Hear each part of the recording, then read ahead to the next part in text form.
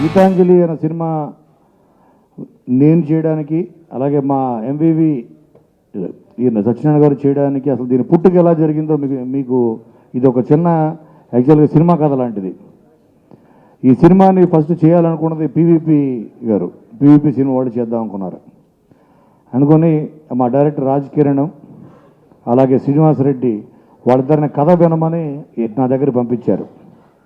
ఈ స్టోరీ విని ఇది నేను చేయాలనుకుంటున్నాను పీవీపీ బ్యానర్లో, మీరు ఒకసారి విని చెప్పండి అన్న చెప్పడం జరిగింది. అలాగా ఒకరోజు ఒక ఎర్లీ మార్నింగ్ వాళ్ళిద్దరిని ఇంటికి రమ్మని నేను ఆ కథ విన్నప్పుడు అది ఒక హారర్ సినిమా, కానీ చాలా బాగుంది.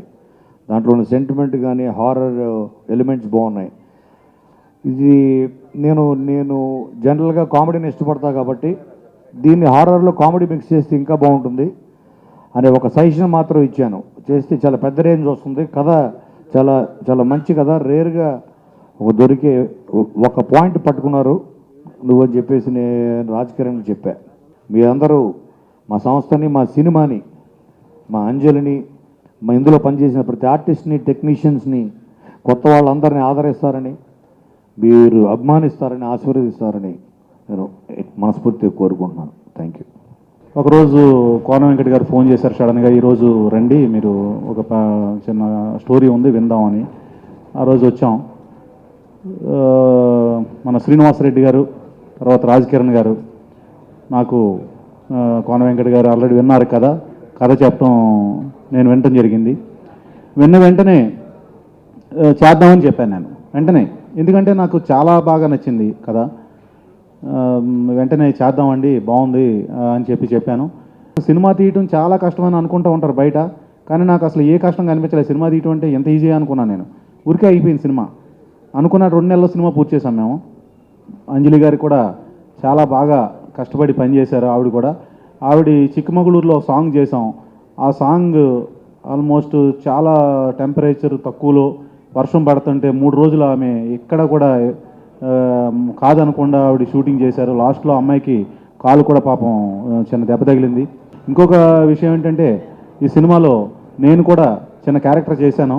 ఆ క్యారెక్టర్ ఏంటన్నది అందరూ మీరు చూసిన తర్వాత మీరు చెప్పాలి నేను ఎక్కడ చేశాను. చాలా మంచి హిట్ అవుతుందని అనుకుంటున్నాం. అంతా కూడా బాగా వచ్చింది. ఇది ఒక పక్కన వీళ్ళంతా మన శ్రీనివాసరెడ్డి గారు, సత్యం రాజేష్, తర్వాత శకలక శంకర్, వీళ్ళంతా బాగా నవ్విస్తూ ఉంటారు. అది తప్పకుండా హిట్ అవుతుందని అనుకుంటున్నాం. చిన్న చిన్న విషయాలు, అన్నయ్య వరకు రాని విషయాలు కొంచెం చెప్తాను. సినిమాలో మార్నింగ్ 7 o'clock మేము shooting, by day everyday 7 o'clock.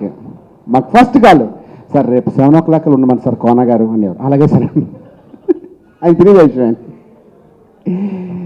Sir ఇప్పుడు 18th ఇది జస్ట్ అది ఫన్, అంటే ఇది ఏంటంటే సినిమా ఫన్ ఎలా ఉంటుందని.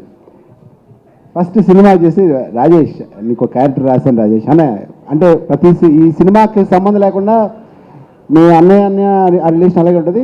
ఈ సినిమా రాశాను రాజేష్. ఫస్ట్ ఏంటంటే డేట్లు ఎక్కడ నాకు కష్టపెట్టకూడదు. సినిమా ఫస్ట్ నుంచి లాస్ట్ వరకు నేను ఇండస్ట్రీకి వచ్చిన ఈ 12 years తర్వాత ఒక సినిమా ఫస్ట్ నుంచి లాస్ట్ దాకా ఇదే సినిమానండి, సత్యం తర్వాత. సో అంత పెద్ద క్యారెక్టరు ఫస్ట్ నుంచి లాస్ట్ దాకా ఎక్కడ బోర్ కొట్టకుండా ఎంటర్టైన్మెంట్ ఉండడం కోసం నాకన్నా ది బెస్ట్ శకలక్ శంకర్ నిజంగా వండర్ఫుల్గా చేశారండి.